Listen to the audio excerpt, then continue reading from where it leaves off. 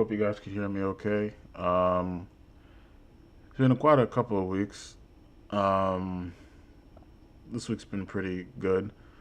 Um, I went to see the Chainsaw Man movie for a second time. Um, really enjoyed it. My opinion about it still stands. Really good movie. Um, in my opinion, I think Reze stole the entire show. In my opinion, um, first time I seen it was in Japanese. Second time I watched it today, it was in the English dub. Dub was okay. I just preferred the sub for this one in particular because I really like the acting that they did for Reze in the Japanese. I think the voice actress for that did a really good job. But yeah, really good film. I think this is like the second film I've seen this year. In terms of me going to the movie theater to watch a movie, is like I think it's probably like my second film. The only film I seen in terms of me going to the theaters, the only film I seen was Mission Impossible, the last one, which I enjoyed that too. But this one, I think this is probably like my favorite movie of the year in terms of what I've seen. Um, they did a really good job adapting the Reze arc for this film. The Reze arc's about like a volume and a half. It starts like at like halfway point of volume five and all of volume six. So season two is gonna start from volume seven. My theory is that season two is gonna adapt the remainder of part one of Chainsaw Man. So I think it's gonna adapt volumes seven through 11. That's my theory. Um, because season one adapted volumes one through like five, like one through four and a half. Yeah, like four and a half. And the movie adapted half of volume five and all of volume six. So that is just my theory. I think season two is going to adapt the remainder of the series in terms of part one. Um, but yeah, really good movie. The action was really entertaining. Really entertaining movie. That's something I will not deny about this movie. Do I think it's better than the Demon Slayer movie? Absolutely.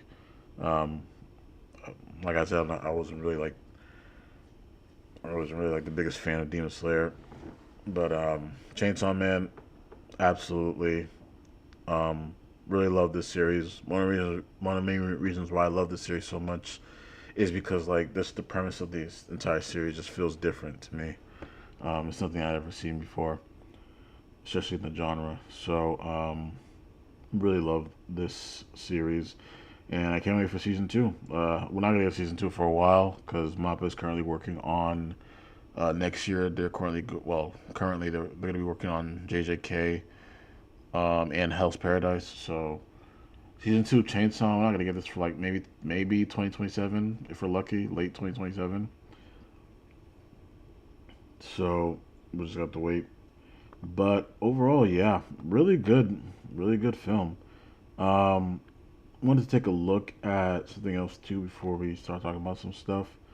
Um, Wanted to look at the. So before we look into what I wanted to look at, I wanted to look at this real quick. So this is another work of Tatsuki Fujimoto's that's releasing soon. Um, I gotta play the volume. I don't want to get like I don't want to get like striked or anything. But it's basically a bunch of his short stories. They're just calling it 17 through 21 and 22 to 26. That's gonna be released on Amazon Prime, similar to when they released the Look Back film. I don't know why Amazon Prime has it. It's kind of weird. It's kind of a weird place to drop it, in my opinion. But same thing with like how they drop Look Back on there. But yeah, this is most of Tatsuki Fujimoto's like one shots and short stories. Um, it's releasing November 8th. Just want to point it out there. Really interested to see this. A couple of short stories because I personally never read any of other of Tatsuki Fujimoto's work besides Chainsaw Man and Fire Punch. I still need to finish Fire Punch. I actually have all of Fire Punch in my collection. Um, I think I'm at like in the middle of like volume 5 for Fire Punch. Either volume 4 or volume 5 from the last time I read. I'm gonna have to reread it. But yeah, those are the only two works I ever ingested from Tatsuki Fujimoto. Um, as you can see, it looks like the animation is gonna be different for per episode or per one shot that we're seeing here. But I enjoyed Look Back. So obviously I'm gonna enjoy this too. Well, for one of the short stories in this. But yeah, I just wanted to point this out there. Um, and then there was one more thing I wanted to look at really quick. I don't know if I screenshot it on here.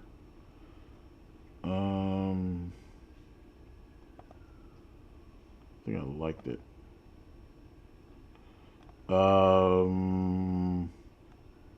Oh yeah, here we go. Um, I wanted to look at some of the manga sales really quick. So, as you can see here, Chainsaw Man Kingdom. Kingdom is a series that a lot of people have been telling me to get into. My friends started reading it. Um, really want to get into this series. Really want to get into it. Um, I really like the anime. It's not even that good, but I really want to. I do appreciate how faithful the fan base is for this series. Um, it always ranks in the top 10 for most sold manga every year. Um, happy to, and also Chainsaw Man's up there too. Most likely because of the movie, and plus new volume release too. So, but yeah, top selling mangas of the week for Chainsaw Man, Kingdom, Spy X Family up there in third. Season 3 Spy X Family just came out. I didn't even started yet. Reincarnating as a slime. This one has also a huge cult following too that I want to get into. Fragrant Flower. I started watching this. It's actually not bad. Showing a Lot of Frontier is a series I want to watch. I really want to get into. Demon Slayer is still selling. It's because of the movie. This series is still selling. Mind you, this series ended back in 2020. It's still selling. One Punch Man season 3 just came out. A lot of criticisms from season 3 from the fan base. Don the Don and Sakamoto days. One Punch Man, the director, he recently deactivated his Twitter. This dude, a lot of people have been bashing him because of the quality of season 3. I personally never got into One Punch Man, but I do know that season 1 was done by Studio Madhouse. This is the Madhouse before, like Madhouse back in the day. This is before like the Madhouse that's doing free run. Um, I think One Punch Man is with JC Staff right now. JC Staff usually does. They usually do like slice of life series. The only like shonen series that I know that they do is a 2 hour series. Railgun or Magical Index. Those series. Um, and I think I didn't think that that franchise is like one of their top for them. Um, but yeah, a lot of hate for One Punch Man from the fans. I feel like the production community just handed it to him because even when you look at old tweets, like he was shocked. He was shocked and surprised that he got the series because according to what we know, he doesn't normally work on shonen series, so it was pretty surprising to him. But yeah, I'll eventually get into One Punch Man. Um, but I'll just take my time with that. Um, but the main thing I want to look at really quick is top 50 selling manga of the week. So let's see if I recognize anything here. Togen Anki, this is a series that came out. I think it's on Core 2 right now. I want to get into this series. Heard some good things about it. Chainsaw Man Volume 21 is in there, top 50. Um, Chainsaw Man Volume 22, number 37. I don't really recognize any of these here. Boruto, Two Blue Vortex Volume 6 is at 28. Really surprised how how popular this is in Japan. It looks like people are still buying it. People see they bought what about 12K volumes sold this week. It's not bad, especially for a monthly manga. It's not bad. Shangri-La Frontier Volume 24. This series is really popular. Manga has really made this popular.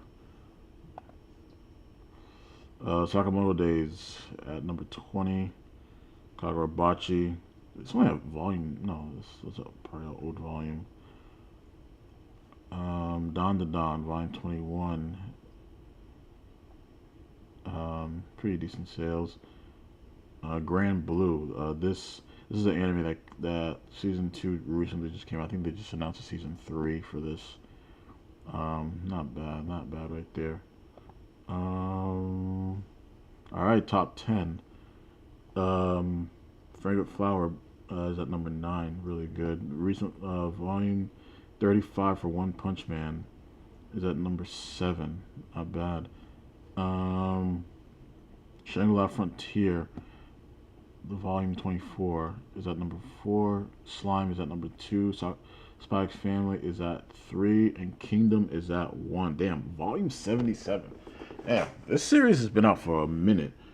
I'm trying to remember, when did Kingdom come out? I think this came out like what, 2003, 2004?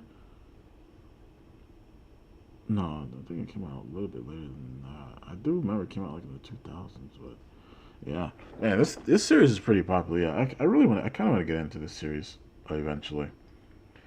I don't think they showed the light novels, but yeah, this is the top 50 selling manga of the week in Japan. But yeah, I just want to take a look at that. I want to take a look at a couple of things. The first thing I wanted to look at is before we look at the gaming stuff, I want to look at some of the shows and movie stuff.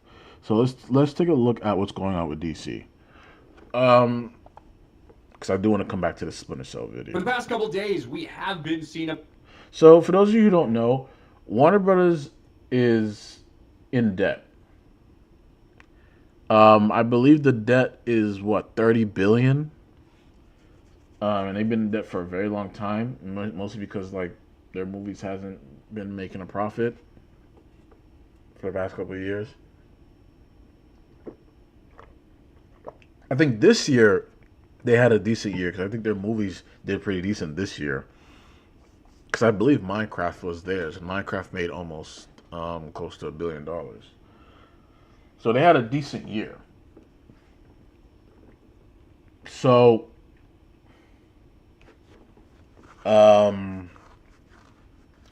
yeah, they're on sale, and there's a couple of buyers. One of the big buyers, well, one of the ones that we know that were interested in buying them, mainly for DC, was Paramount. It was to a point where like the people at Paramount literally wanted their own, like setting up their own team and everything to run DC. And if that were to happen, then there would be another reboot. So meaning James Gunn would be out. And honestly, I would not even care. But let's take a look at this video, and then I do want to say something else after. About the Warner Brothers sale that is essentially inevitable at this point. It was a rumor a couple weeks ago with a lot of legs. Now it is inevitable. Warner Brothers, in some way, shape, form, or fashion, will get sold. And obviously Paramount very much interested in this thing right now. And not only have Warner Brothers rejected multiple offers. Another one was apparently rejected either late last night or early this morning. And that was a third bid from Paramount to buy the company. David Zaslav was offered co-CEO, offered 80% of the bid in cash, and they still rejected it. Now, That's crazy. So Paramount, Paramount really wants to buy them. They really want DC. They really, really want DC, man. And I'm telling you, man, like there's a lot you can do with DC. Like I'm telling you, there's a lot that you can do.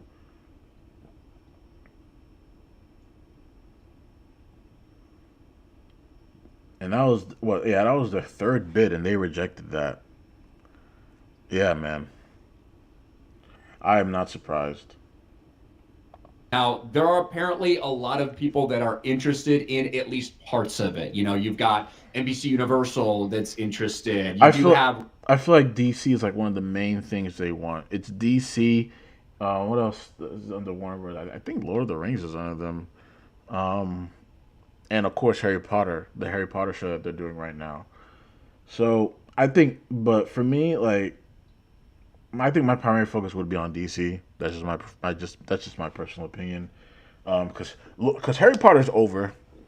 Um, I still don't think there's a point of doing the show. That's just my personal opinion. I don't see the point because I feel like the movies were pretty good, even though the movies did leave out a lot of things from the book. According to some people are saying, I still thought the movies were pretty good. I thought the castings for the characters were solid. Um, I thought it was good for what it was. Same thing with the original trilogy of the Lord of the Rings. Highly recommend to watch the extended cuts of that trilogy. Really good. I actually need to rewatch that trilogy. It's been a long time since I rewatched it. I think it's been like 10 years since I rewatched the Lord of the Rings. So I'm gonna have to do that. But yeah, the only thing that I could see that I would be interested in terms of buying Warner Bros. Is DC. That is the main thing I would want out of it. Now I don't know if they have to buy Warner Bros. Entirely or can they just like buy certain properties from Warner Bros. Like DC. Like me, I would purchase DC with a heartbeat. That's just me. And it looks like Paramount is about getting their hands on DC because this is literally their third bid. So they are really interested in buying this. rumors that maybe Netflix or other places, but ultimately that'll only happen, I think, for those guys if the company gets split up and divvied out. Because there's a lot of people that have no interest in some of the things that Warner Brothers is into. Exactly. Paramount Yeah. is the one who I think ultimately is committed to getting it done. Yeah. So it looks like Paramount. Honestly, it looks like Paramount actually might be able to purchase it because this is their third bid. They might put in a higher bid just to buy it. Yeah, I feel like they're gonna cave in at some point because three bids and they're still saying no. Man, Paramount they really want DC, man. Because I feel like they see the vision. They see the vision. And another thing that's been happening too, I don't know if you guys have been noticing this week. Um, Zack Snyder has been reposting a lot of old photos of his time at DC, mainly the characters. His famous one so far was his Superman reposting he did on his Instagram page, saying that Henry Cavill is the true Superman.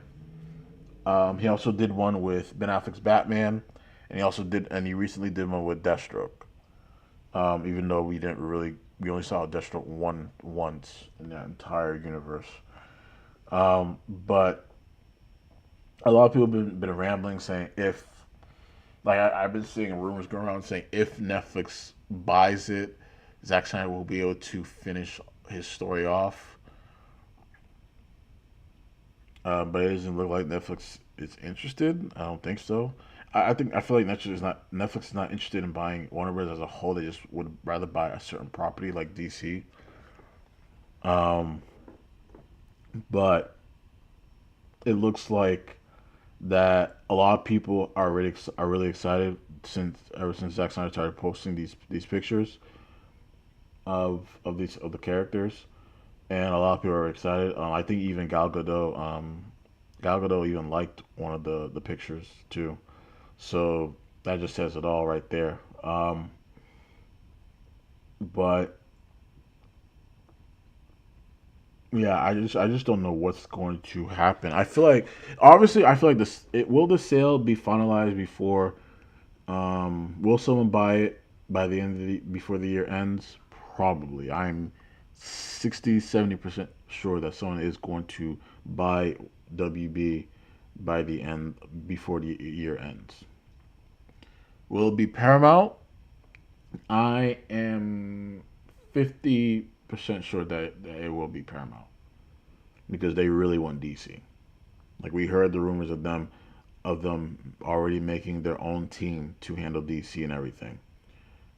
Because again, they see the vision. So we'll have to wait and see. Uh, but Jay, this brings up the point of what's going to happen with the DC universe. And Andy Muschietti, who is just got done blaming fans for the failures of his dog shit movie, The Flash. I forgot about this guy. So this guy, he made a post. The director of The Flash made a post that the fans are to blame for the reason why the Flash movie wasn't that good, even though the Flash movie was not good at all. Like the CGI was terrible in that movie. And this is what I don't understand. He directed that movie, and for some reason, he is directing the James Gunn's DC version of Batman. This is what's mind-boggling to me. Like, how is someone like that able to continue working? Like that movie lost a lot of money. It cost a lot of money to make, and it lost a lot of money. Multiple reshoots for that movie.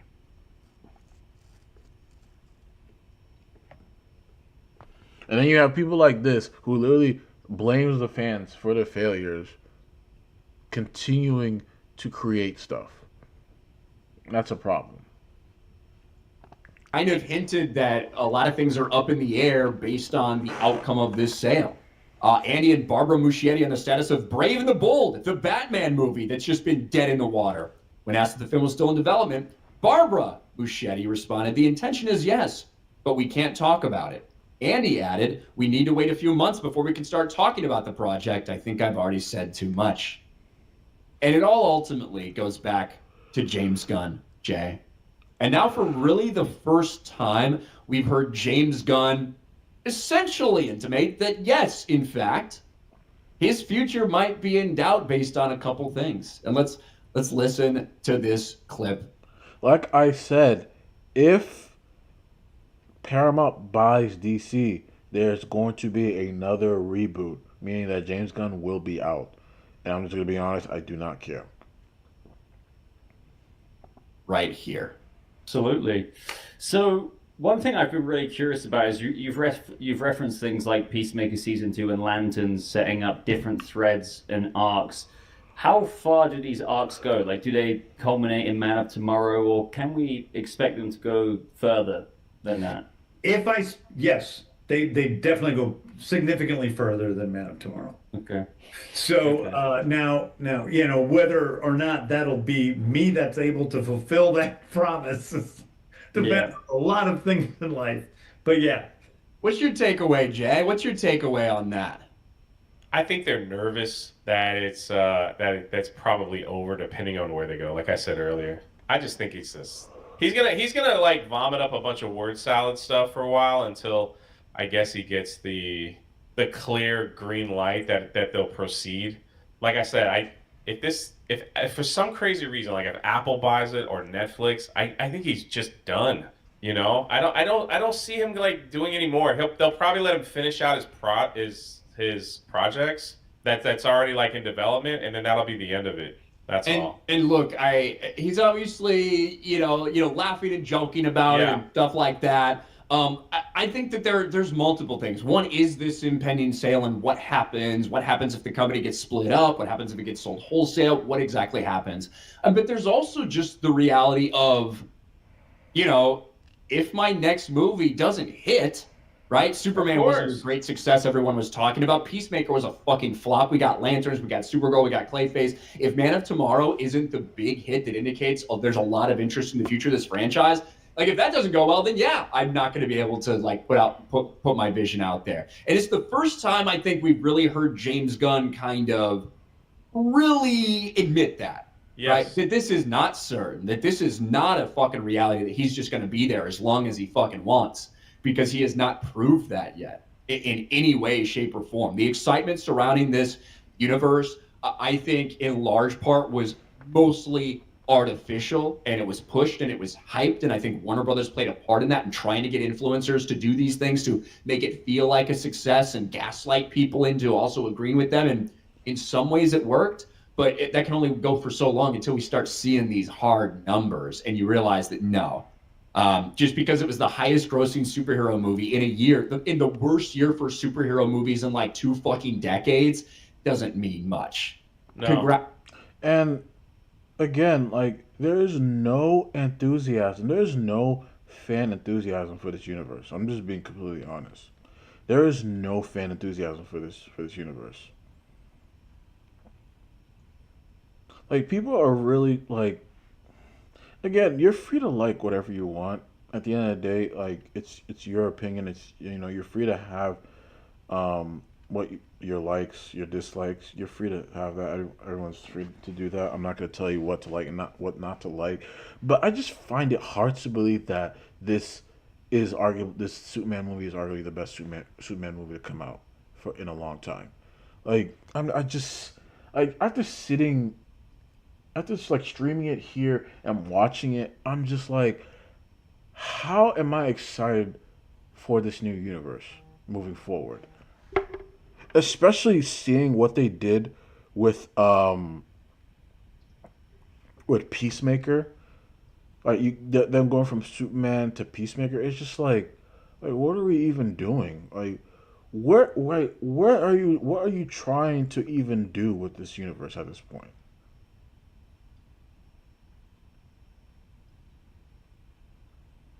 And then on top of that, you have a universe without Batman.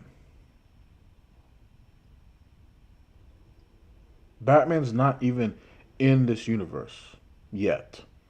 That I don't even think he is yet, and that we know of.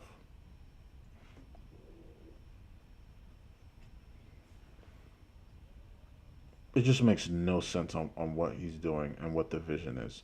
Like you literally started your universe off with creature commandos. Characters that nobody even asked for. The only character that he did so far that people actually wanted to see was Superman.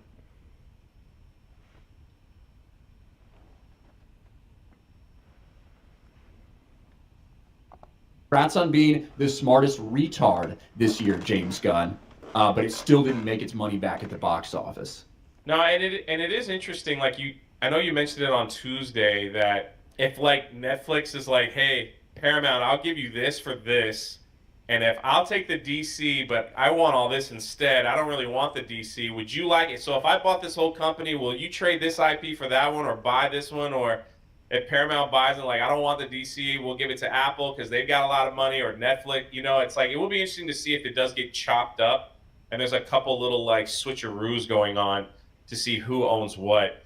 It just like I really feel that Paramount's not the survivor of the DCU, then or the owner. It's like I think he's done. James Gunn is done, unless Supergirl comes out and just rocks it. And that's the thing. I don't think Supergirl is not. Bro, bro, they literally introduced the character at the end of the movie being drunk and calling Superman a bitch. Like, what? Like this is supposed to be someone we're supposed to be behind, we're supposed to care? Like, no. Like that's literally their next movie, Supergirl, unless they change up the slate. But that's literally their next movie. And this dude literally saying it's a space adventure like Guardians. So we're probably gonna see Supergirl teaming up with fucking other weird ensemble of characters. That's literally what we're gonna see again.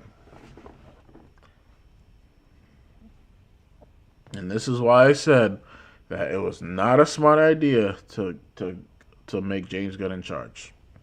I'm just being real honest. This is why I'm saying it was not the best idea. everyone's socks, man. I don't know. Just blows people away. Yeah, I mean, I don't know, but I don't think so. I wouldn't count on it. I wouldn't count on it. No, yeah, I don't think so at all. Because, like you said, the two things that he has out already, the Superman movie didn't really do well. We've covered that. Peacemaker's, the ending has got people like, I don't really care. He doesn't really have a lot of weight, to say, yeah, this is why we should keep it going. He's right. He doesn't. He doesn't. And the reason why he doesn't is because it's a Superman movie. It didn't make that much. It didn't make its money back, and it didn't make a profit. It didn't make the money back. It didn't make a profit. If the Superman movie made at least 800, he could have like swayed. He could have negotiate with whoever buys it, telling them to keep him on.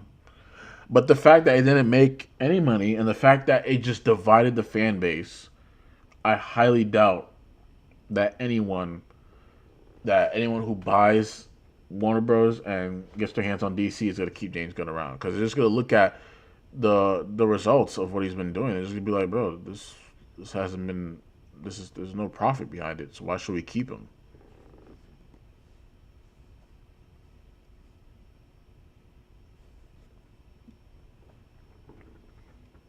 One thing I will say about Zack Snyder is that at least majority of his movies, they made money. That's one thing I will say. Man still made money. Batman vs Superman made money, even though I hated that movie. Everyone enjoyed the Snyder Cut.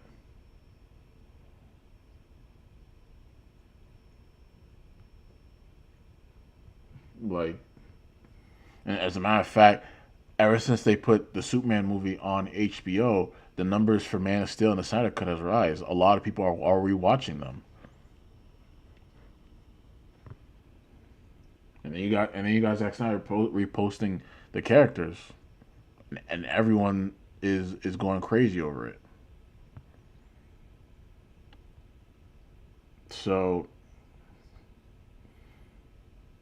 and I always said Zack Snyder's movies were never perfect. Like I just said, I didn't like Batman vs Superman, and I thought Man of Steel that there was a few problems that I didn't like. But hey, overall, one thing I will say about Zack Snyder is that I feel like he did not divide the fandom as much as James Gunn did. I will say that there was some division with Zack Snyder, because I to this day I still think him making Batman a killer was a very, very wrong move, not the best move. But in terms of what James Gunn is doing, like, there's no fan enthusiasm whatsoever. Or like this fan base that's just like craving this stuff, especially when you come out every time a new thing is announced saying it's just like Guardians. Just like Guardians, it really Just sets like up Guardians, It's gonna be just like Guardians. I'm putting it on record. If Paramount doesn't get it, it's over. And that's the thing. I feel like even if Paramount gets it, I don't think that they're gonna keep him on, because they literally said that they have like their own team that they want to handle DC. So I don't even think that they're gonna keep him on. If they do keep him on, he's not gonna be in charge anymore. And at that point, what's the point of staying? But that's just my personal opinion about it. Like I said, DC, Warner Bros. They're in $30 billion in debt. I heard that the main reason why they got James Gunn is that so he can like make movies just to make it look, just to make the WB look a bit better when they sell it off. But even so, like, everything that James Gunn has announced, he's not even following it anymore. I mean, because literally after the Superman movie, the next movie was supposed to be The Authority, and where the fuck is that shit? And I knew that shit was gonna get fucking backtracked, because like, who the fuck acts for that shit?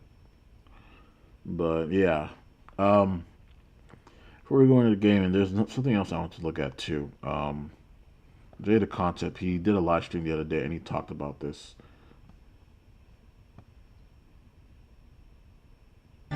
me show out this headline right quick. So, let me show.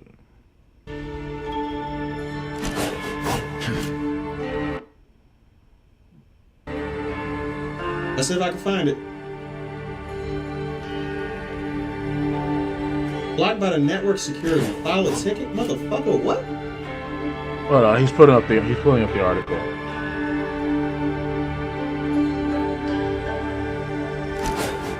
All right, so this has to do with the next season of The Boys. The next season of The Boys is the last season. I was not a fan of the previous season of The Boys. I was not a fan of it. This next season is just like, it's just telling on how entertainment is right now. This should tell y'all everything y'all need to know, right? So, The Boys is clearly a parody on society as a whole, but this is clearly a leftist show. Seth Rogen is behind it, right? So, Eric, whatever the fuck his name is, says The Boys Season 5 is an underground resistance against a fascist government, which definitely has no comparison, which they're basically saying it does have a comparison, to anything going on anywhere in the world. You're in an entire country that has drunk Homelander's Kool-Aid. So guess what they're basically saying since Trump won the presidency, right? These motherfuckers can't stop talking about it. Every character is about it. And that's the problem with modern entertainment. They keep trying to put all this political BS in entertainment. And it's just like, dude, people just want escapism. People just want to have fun. Stop hitting our heads with all of this political bullshit. Like, entertainment never used to be like this. It never used to be like this. Ever since we got into the 2020s, I don't know what the fuck has happened to modern entertainment, man. Movies, shows, video games, it's just like, what the hell is going on?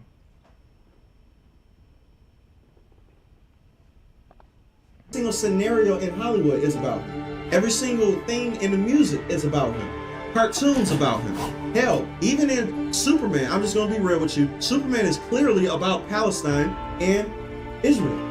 Clearly, 100%. If you didn't make that correlation, then good for you, because you're not involved in what we're involved in. But that's clearly about Palestine and Israel. Clearly, 100%. These leftists literally cannot stop talking about politics. They're the only ones that talk about politics. I would love for politics to not be in this shit at all. And then I 100% agree.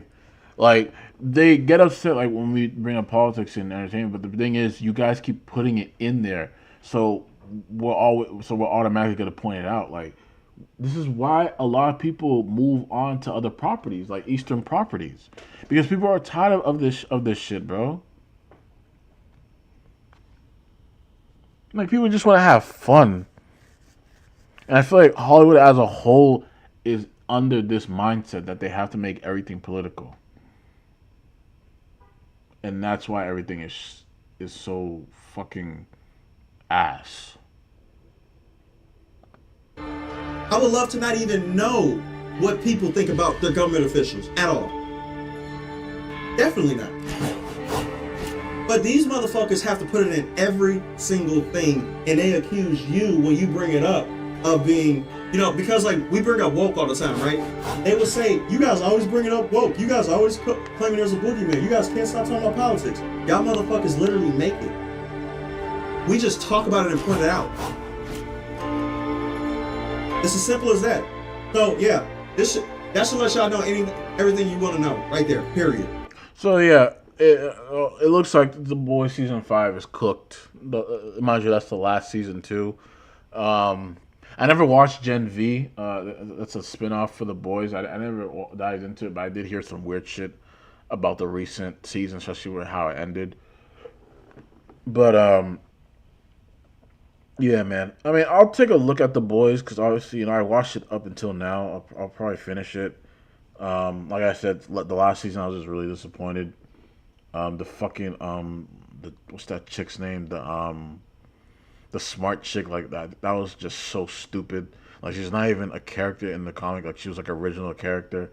And he says something here too that I noticed too. Like, hold on. They're desperate. Yeah. After seeing Gen V finale, I already know how they're gonna take down Homelander. Facts. I heard about it too through the grapevine, and I don't really care. Because if they were keeping it faithful to how the comic book worked, Black Noir. Yeah. So in the comics, Black Noir was actually a clone of Homelander, and he was the one who actually kills him in the comics. And then Butcher would finish Black Noir off. But they killed. When did they kill him? Season 3, they killed Black Noir when they introduced Soldier Boy. As soon as they killed him, I knew that they were heading in a different direction. I'm just like, what the fuck are they doing? But yeah, that was like the original idea, and that was the original idea in terms of how Homelander was going to be defeated. But I really don't understand what direction they're going for in this.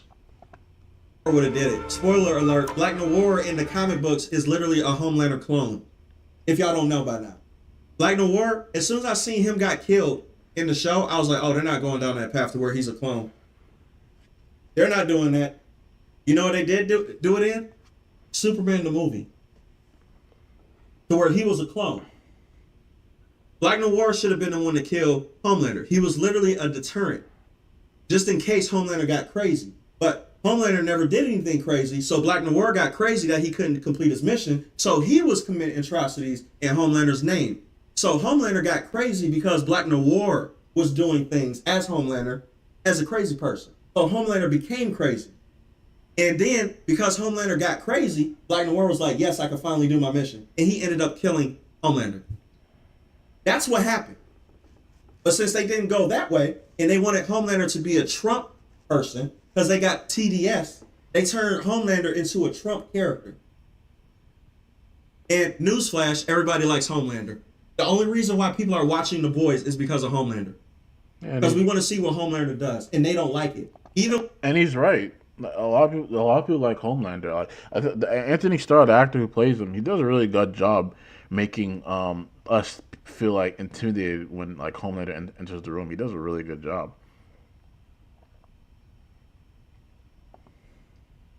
With Soldier Boy, right? This is how unironically this shit is, right?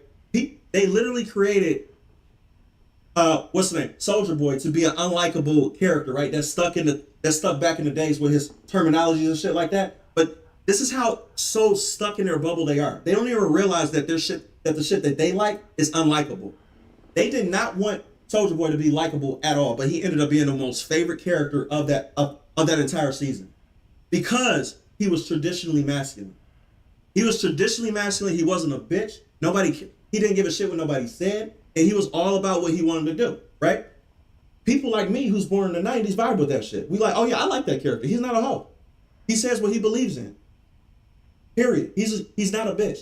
They thought that people was going to turn on him. They thought that people was going to be like, see, that's an evil man right there. No, we're not pussies like how y'all are. Y'all are Silicon Valley, never been outside y'all neighborhood or been around any dangerous situation type of people. And y'all see people like that as the boogeyman. But normal people who live in real life see Soldier Boy as a normal person. This is the correlation that they got fucked up in their head right now. They've been in Hollywood for too long. They don't even know what normal people like. And we ended up liking Soldier Boy and fucking, what's the name? Homelander over the people that they wanted us to like. And let me just keep it above with you. Huey is a pussy. Huey is the definition of a pussy in a cup. Definition of it. He's what they want to be the gold standard of a man. You guys have to realize this. Butcher is not that person. It's Huey. They want Huey to be the gold standard of what you think a man is supposed to be. Huey is literally the archetype of a Silicon Valley man. A soft soy boy who goes to Starbucks and get his mocha lattes and shit, right? And have the girlfriend that he says, yes, sweetheart, to all the time. That's who he is. And I agree. I kind of agree. Because Soldier Boy, I feel like they weren't expecting the audience to like Soldier Boy that much. I feel like he was a great character. He arguably stole season 3, in my opinion. It looks like they're gonna bring him back for the last season. But yeah, I just wanted to play that. Yeah, The Boys. I don't know what the fuck they're doing with the next season, man. We'll have to wait and see when it comes out. Now let's get into some gaming stuff. A lot of layoffs happening right now from some of these Ubisoft studios. Let's take a watch from this video from Hypnotic. All right, ladies and gentlemen, well, we got another one. Yep, that's right. Ubisoft's amazing video game. The game that everybody tried to convince you was a massive success. The game that all the shills tried to tell you was a big hit. The game that they tried to call you a grifter for calling out the issues with the game that weren't even related to how the main character looked. Because let's be very frank, there was a lot of problems with Star Wars Outlaws that were not even tied to the look of the character. Obviously, the look of the character was a problem for people, but there was way other more important issues, like how the game ran, how the game was broken, how the gameplay was broken, how they ended up removing stealth pretty much from the game, even though they designed the game to be focused on stealth because it played that poorly. There were so many things that were wrong with this game that people try to convince you was perfectly fine. Like, everything is good, right? Don't worry about it.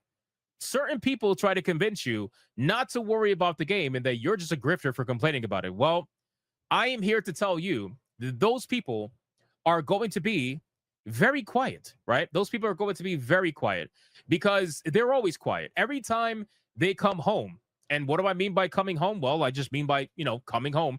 Every time they come home, the shills that promote the game to gain access or maintain their access are suddenly very quiet and have nothing to say. So I said the following on X. The studio behind Star Wars Outlaws, refusing to acknowledge the truth, is now using corporal speak to avoid telling everyone that they're firing people because, well, you can't let the super success narrative go away. Instead, now we are giving people the opportunity to fire themselves, only if they want to, and we are helping them along the way. LOL, wow, man. Corporations, now you're probably...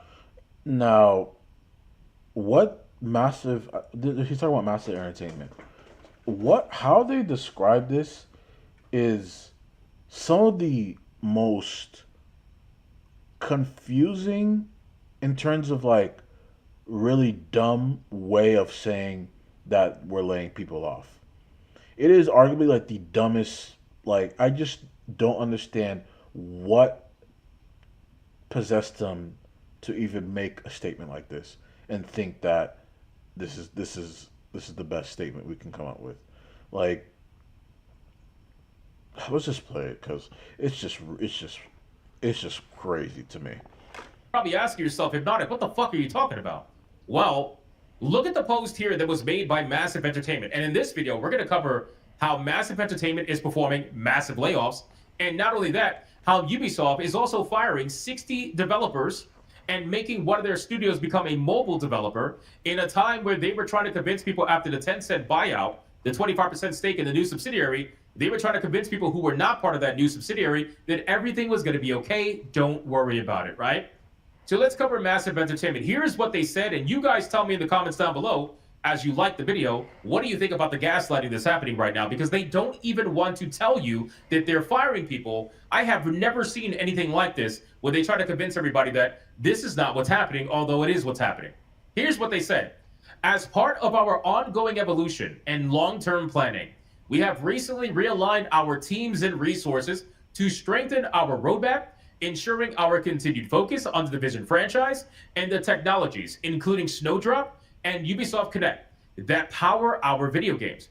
To support this transition responsibly, we introduce a voluntary career transition program, giving eligible team members the opportunity to take their next career step on their own terms, supported by a comprehensive package that includes financial and career assistance. Massive Entertainment remains fully committed to our roadmap and to creating great experiences for players around the world, including The Division 2, The Division 2 Survivors, The Division Resurgence, and The Division 3. These projects continue with strength, focus, and ambition, and we look forward to sharing more in the future. Now, the first thing I thought of when I saw this was, oh, you're committed to your roadmap, but what about Star Wars Outlaws? Is Star Wars Outlaws not getting any extra content that you guys were talking about for who knows how long now? What happened to Star Wars Outlaws? You're not going to make any more content for that? You're going to focus only on The Division? That's number one. Number two, what the fuck is a voluntary career transition program? Exactly. The voluntary is fucking wild. Like, that is the dumbest shit I ever heard.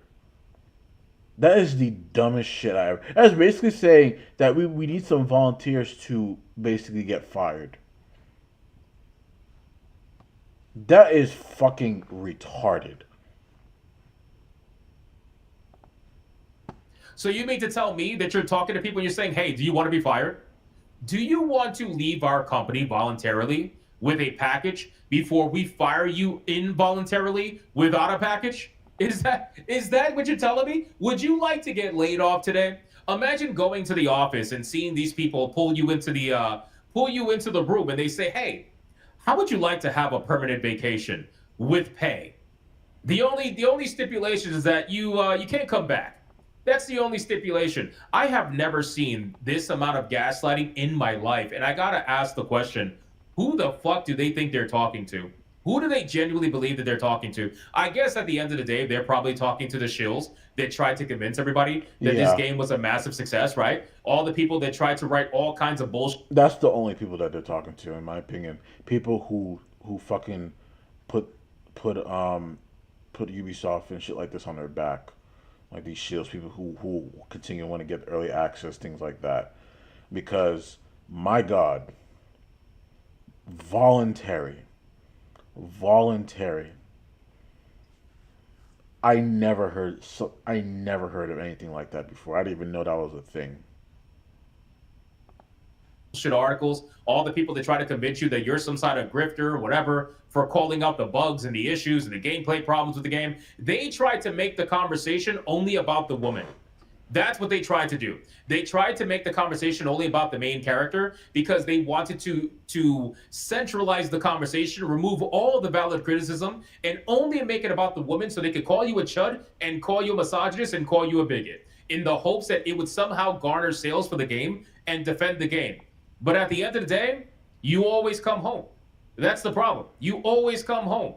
And here's the thing. And like I said, we're gonna go over a bunch of things. So get some popcorn, stick around. We got a lot we gotta talk about in this video. We have another situation here. Trials developer Ubisoft Red Links is going to lose 68 employees in layoffs and become a mobile developer. So they I don't mean to laugh, but again, this is another prime example of them trying to tell you one thing and doing something completely different, right? A statement posted on the studio's website says that Ubisoft is moving forward with a restructuring proposal for Red Links as part of the company's global efforts to simplify, reduce costs, and ensure a stronger prioritization and efficiency across the company's worldwide studio network. Red Links says that it will negotiate with studio staff before making a decision on the proposal, which focuses primarily on the administration and production teams. These negotiations with the staff are scheduled to start on October 30th and will end by the end of November. Now, I mean, yeah, this is basically Ubisoft doing a lot of restructuring. I mean, just I think last week, the head of Assassin's Creed was let go. Like, ever since Tencent got involved with Ubisoft, they're just doing a lot of restructuring. And I'm not surprised that they got rid of the guy head of Assassin's Creed. I mean, look at Assassin's Creed Shadows. Even though people are still shielding for that, saying that it was not a failure. But yeah, massive restructuring happening now with Ubisoft and all of their other studios. Not surprised that this is happening. But like I said, that voluntary fucking layoff shit is hilarious. Like, that shit is really funny. I find this to be so interesting to me because these people are so scared to fire these activists that instead of flat out firing their asses, they're trying to negotiate on their layoff. They're trying to say, listen, we'll fire you, but here's the deal. We're going to make it nice and sweet for you. They're literally trying to negotiate with the people that they want to fire. And this is happening all. And I just don't understand that. Like, if you're firing someone, like, you're fired. Like, get the fuck out. I'm not negotiating with you. Especially with these weirdos who made majority of these failures of a game. Like, majority of the Ubisoft games that came out in the past couple of years have been failures. Like, majority of them have been failures. Like Star Wars, AC Shadows, Skull and Bones. I don't know if that Avatar game was a failure or not. I think Assassin's Creed Mirage did decent, but still, man, like a game like AC Shadows and Skull and Bones, those two games cost a lot of money to make, and Star Wars Outlaws, like those three games were failures.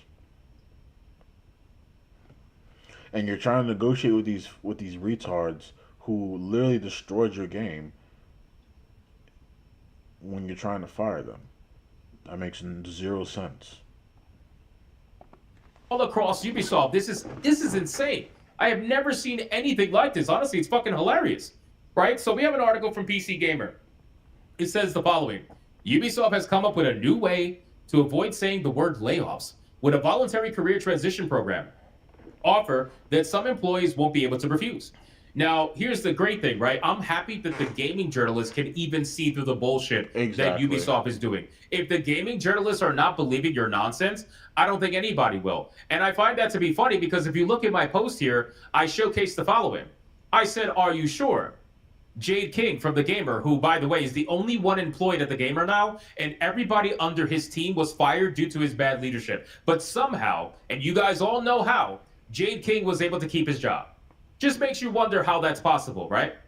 History is going to be kind to the Star Wars Outlaws. Are you sure about that?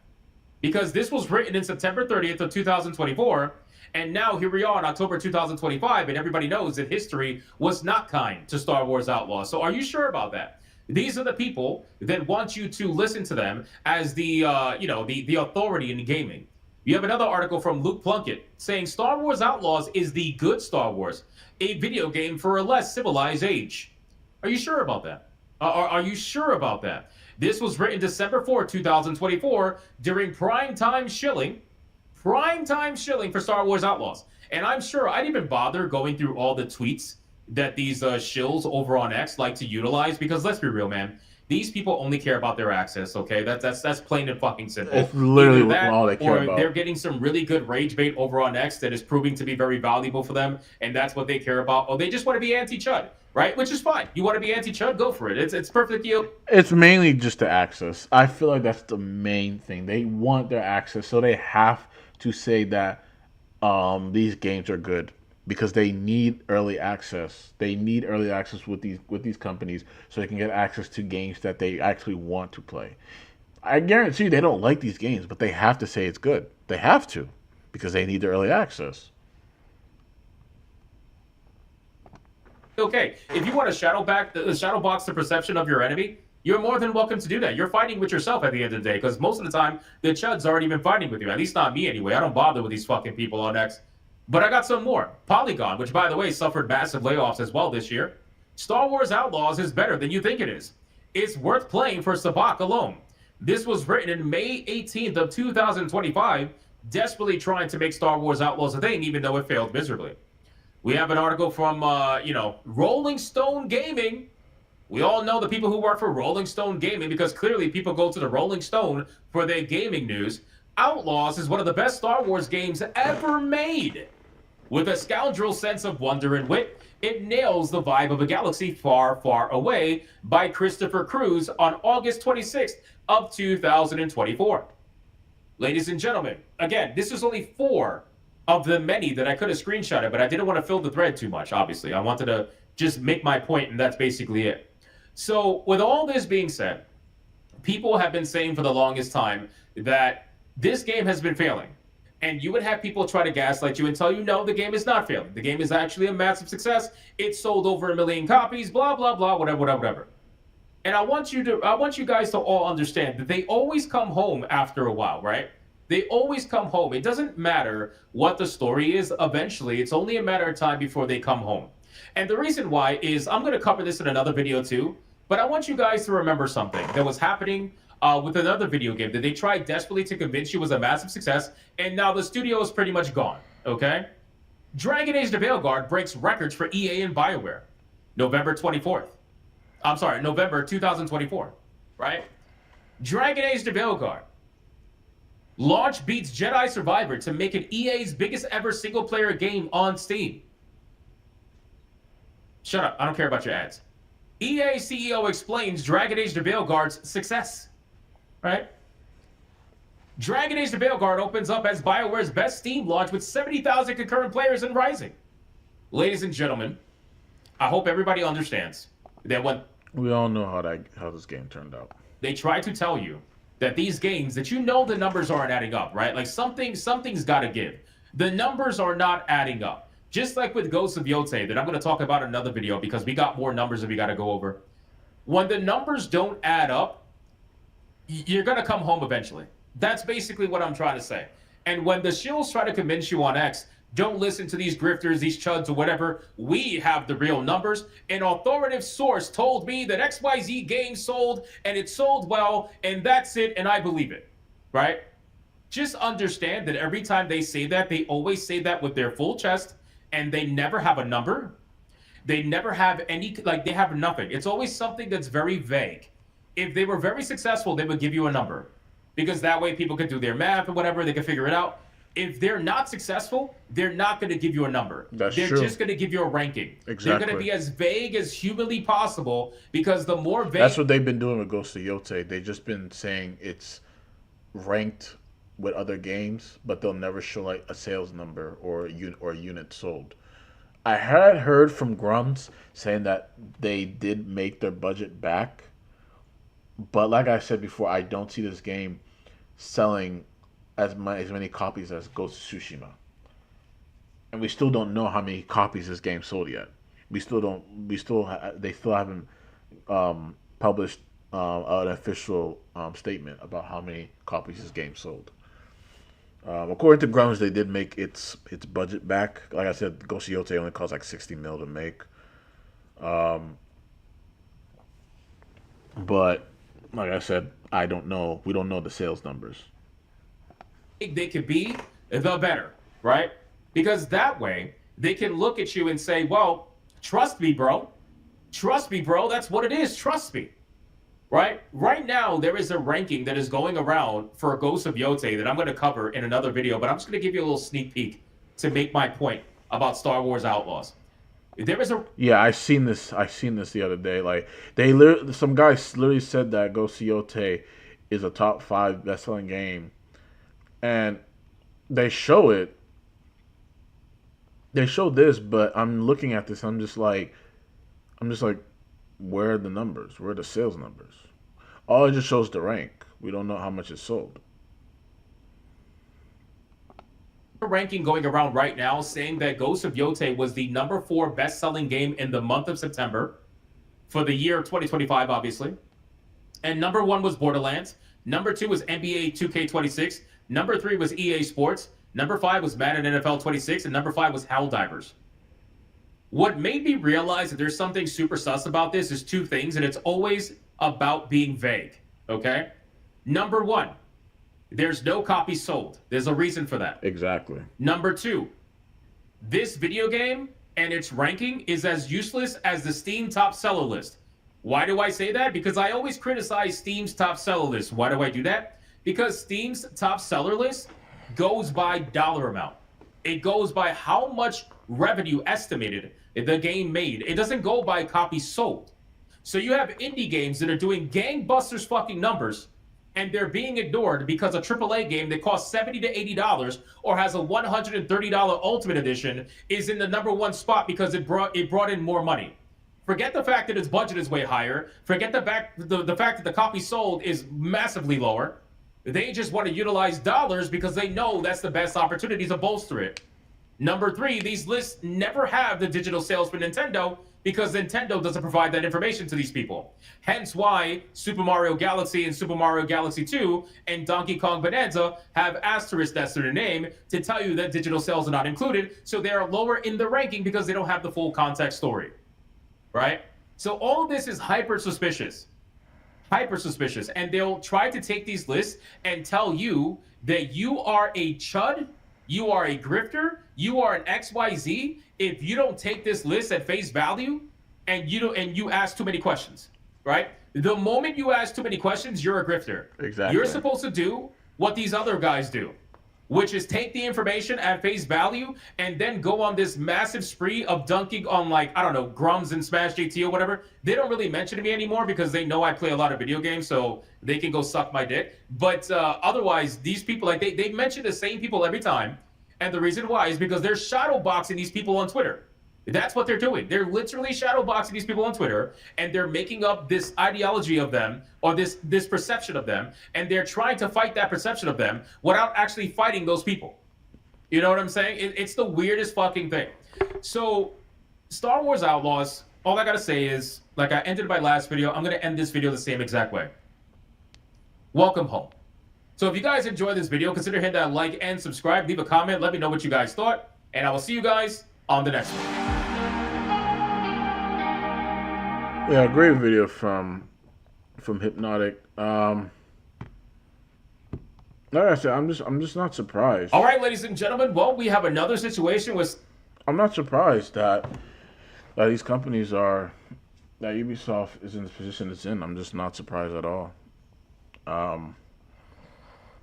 And speaking of that, I want to talk about this last video, and it's about a game that I was looking forward to from Ubisoft ever since it was announced a couple of years ago. And now, especially with what's happening with Ubisoft, I'm just losing hope. I think I lost the hope. Ubisoft has been going through an absolutely disastrous time, and I know a lot of people already didn't have a lot of excitement for the Splinter Cell remake because they that they were making it for new audiences and it was going to be modernized. But now we are finding out that this is in complete dev hell because it has lost yet another major role. I have a few different things. See, I didn't even know this was going through that. So this makes a lot of sense now why this was not even shown at the last Ubisoft Forward event. So this is making a lot of sense now. So that means this game is probably like nowhere near being done. That means there's something... Yeah, man, this is not looking good. This is not looking good whatsoever. To show off, but before I get into the topic, if you enjoy the content I create, check out the links in the description, join the community in my live streams, and consider supporting through Patreon or YouTube memberships. Now, not even that long ago, the Splinter Cell series came out and it faced major backlash. A lot of people were pretty disappointed with it, but it now looks like they are going to face major issues with the games themselves. I forgot about that Netflix Splinter Cell, but man... I didn't even watch it, but I just was not interested because, one, I think the animation looks fucking terrible. The animation and the character designs look fucking terrible. I don't know what the fuck is going on with Western animation now. It's just getting worse and worse. 2D Western animation is getting so bad, man. Like, it's becoming, like, to a point where you literally cannot watch it. I just don't know what's going on with it. It's like they are purposely making animation ugly. It's like they're purposely doing it. And these are industries. These are like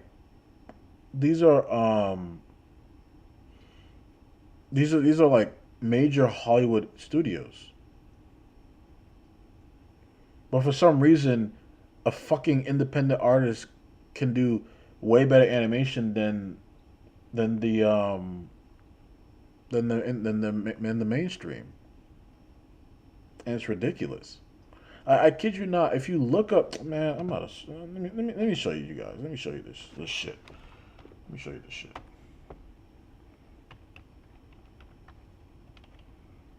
I think it's called Death Wish. That's the name of the series. I'm gonna pull up an image.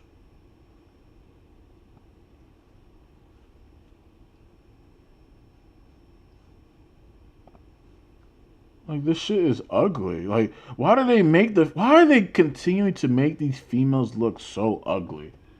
Like, I just don't understand it, man. It's both video games and in Western animation. They're continuing to make these females look ugly, man. And I don't know why the fuck they made Sam Fisher look like this. Like... it's just not looking good, man. It's not looking good, guys. It's not looking good. So I've talked about this game a couple of times already. I have absolutely zero hype and zero excitement for anything Ubisoft is putting out now, but especially a game like this where they're talking about modernizing it and updating it. Now, according to a new job listing from Ubisoft, the Splinter Cell remake has lost its director again. So we're not even talking about this being the first time, we're talking about this being the second. So based on the Tom Clancy brand. And this is new to me. I had no idea that they went through multiple directors. I had no idea. Like, I thought this game was close to being finished, to being released, but the fact that they're losing directors means that this game is nowhere to be releasing anytime soon. And this was announced back in like what, 2021, I believe. And it's been like 4 years. What the fuck is going on? It should have been came out. This is not even a brand new IP. This is just a remake. Splinter Cell brings the stealth espionage action to gaming with 6 mainline titles and a dozen novelizations. The series was a hit in the 2000s to 2010s, and unfortunately we last played as Sam Fisher back in 2013 with the cool yet controversial Blacklist. I replayed Blacklist recently, last year. I really enjoyed it. I remember when I bought it back when it came out on PS3. I don't think I finished it. I replayed it again last year. I enjoyed it. I thought it was pretty decent. Having been over a decade since the last entry, a remake of the franchise's first title was in order and announced in 2021. Sadly, all of the news surrounding it hasn't been the best, with no updates in the original director leaving. Now, it seems whoever came after them has quit the remake according to a new Ubisoft job listing. We are constantly hearing about remakes and reboots, and if you can't, long time, I don't even want to know what the average developer ranks look like, how many people are being rotated in and out, people they're hiring and firing and hiring and firing, and I know Ubisoft is going through quite a bit of turmoil right now. They're trying to work things out with the Vantage Studios, the co-Tencent studio. I know that they're handing off some of their series to them. Ubisoft themselves are keeping some of their development teams around. So, like, we are already seeing a lot going on with Ubisoft, but it seems like this is another game that they need to just drop. So according to Tech for Gamers, a job listing, which has since been taken down, was available on Ubisoft's website. The position Game Director was for the Ubisoft Toronto office and would be for the Splinter Cell remake. And this is what gets me upset. Like, before Ubisoft Forward, they literally changed the profile picture for the Ubisoft Toronto page to the Splinter Cell goggles. They literally changed it to that because everyone would thinking like, oh shit, they're gonna show Splinter Cell. Nope. Did that shit for no reason. Like, I remember that shit too. That shit got me so upset. So it looks like this game's not coming out anytime soon. So yeah, I think I completely lost faith in Ubisoft, man. I don't give a shit about this game anymore. This and I don't even have hope for the next Ghost Recon game. The description for the job states that the person would be part of the Splinter Cell development team, leading workers and coming up with new features. In 2022, the original director, David Grivell, left the project and Ubisoft after more than a decade at the company. Given we haven't seen any gameplay or updates like the Prince of Persia Sands of Time remake, things are looking a bit unsteady. That's another game that I don't even want to go into a full rant about because we're going to be here for a million hours. The Sands of Time remake has also been in development hell. They have disappointed fans at basically every turn with that game, and it seems like this is just going to be another disaster following in its footsteps. It says just recently the series did get a small revival with the Netflix series Death Watch, but that didn't go over very well either. A lot of people were left very underwhelmed. A lot of people were very mad with their cringy girl boss squad, and in general, it just seems like the people that are leading this series right now. And that's another thing with that Splinter Cell animated series on Netflix. Like, they're trying to push so much of this girl boss bullshit, and it's just like, people are tired of the girl boss shit. Like, people are really getting tired of this shit. Like, you guys gotta stop doing that. Because whether you like to believe it or not, majority of people that ingest entertainment, especially in gaming, are men, and that's what you need to understand.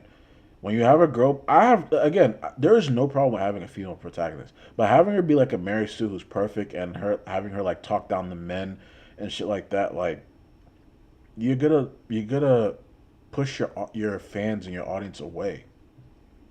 Just like what the MCU did. Like She-Hulk is a perfect example of what not to do. Know nothing about it. The people behind Splinter Cell currently are definitely not the people who came up with the previous games that were, I don't want to say all masterpieces, but all pretty freaking good. And this is just a problem we're seeing in the industry in general, where they will take something that has been super popular and that they know there's a lot of nostalgia and love for, and they know that they can make a lot of money off of, and then they'll reboot it and remake it, but then the remake is generally lower quality. I don't want to say every single remake that's ever come out has been a disaster, because that wouldn't be true, but a lot of them are definitely disappointments. And a major problem with this that I've already talked about in the past is the fact that this is a modernization. This isn't even supposed to capture the original essence and what made Splinter Cell so special in the first place. So it says it feels like the Splinter Cell remake has been on its way for a while now, which isn't helped by the fact that it's... I completely forgot that they're going to modernize this. I completely forgot about that. And it's Ubisoft. Like, what am I thinking, man? I can't believe that literally flew over my head all this time. Been over 3 years since we heard anything official about the game. From what we've seen so far, the team behind the remake appears to be aiming to rebuild the stealth game for an all-new audience without straying too far from the source material. And they say that that is their intention, is to try to follow the material and not stray too far from it. But we don't know if that will actually be the case. We know with a lot of these remakes, they are completely different, and they aren't simply tweaking the gameplay and the graphics to be modern. They're rewriting storylines, changing dialogue, like they are changing things from top to bottom. I'm all fine with remakes if they keep the original script and they just give it new graphics. That's what I would love to happen to KOTOR. I would love for them to come out with KOTOR in 2020. I thought that was what the point of the remake was, to just fucking make things look a bit more like high definition and stuff. Fix like the graphics, make things look good. Like, I thought that was the whole point of doing a remake.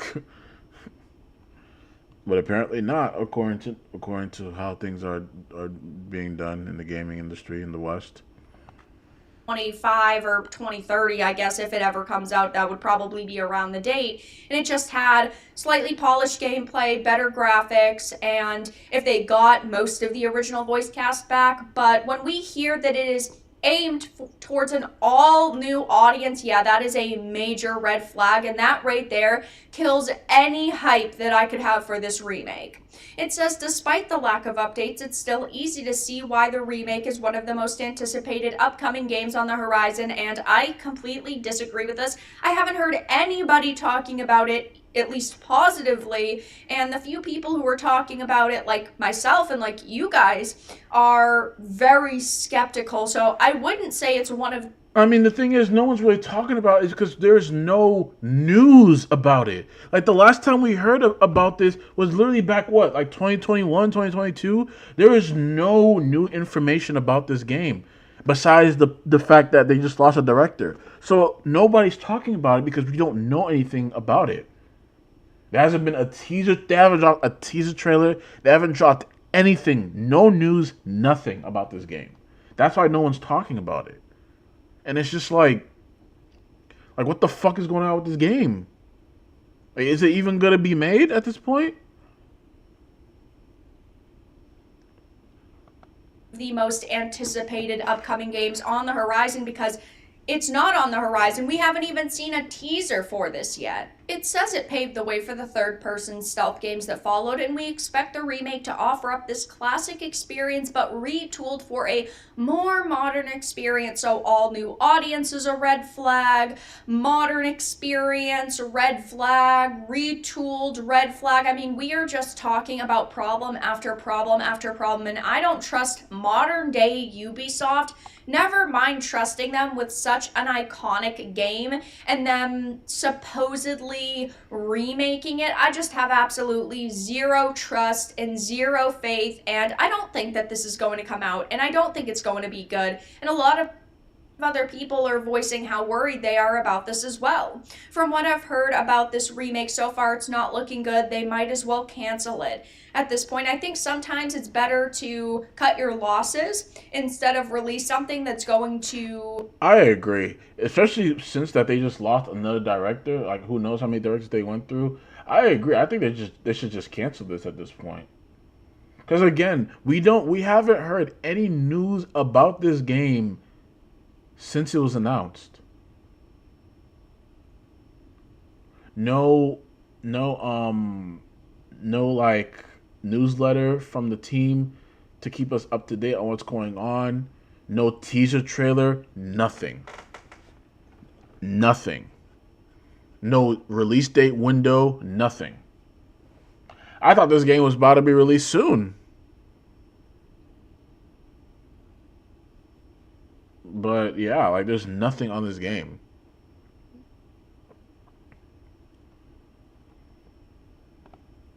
face a major backlash and be extremely disappointing. Ubisoft needs to sell the IP to someone else at this point. Oh, this is going to get canceled. At this stage, I wish it would just lose the developer and they'd find someone else. Oh my god, dude, Ubisoft can never do anything right. This is going to be an absolute nightmare. So I'm sure I'll be covering this more in the...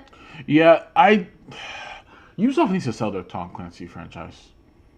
They need to sell it to someone else, man. I'm just being real honest, man. They have stained the Tom Clancy franchise at this point. Because again, we don't know when Splinter Cell is releasing. I don't know what they're going to do with the next Ghost Recon. We all see what they did with Rainbow Six Siege. Like, my God, like we all saw what they did with that shit. The only Tom Clancy property that they still support and they're still like currently in terms of like maintaining the player base is The Division. But yeah, man, at this point, they should just get rid of it. But yeah, I think I'm gonna end it there. Thank you guys for joining the stream. Really appreciate it. If you have not seen Chainsaw Man, I highly suggest you guys go and watch it this weekend. It's worth the watch. Very entertaining. Also, let me know what you guys think about the stuff we looked at today. Please like the live. Really appreciate it. Subscribe to the channel. And also follow me on my social media links. It'll be in the description below. And once again, I appreciate you guys. See you guys next time. This is The Wave Blur, and I'm signing out.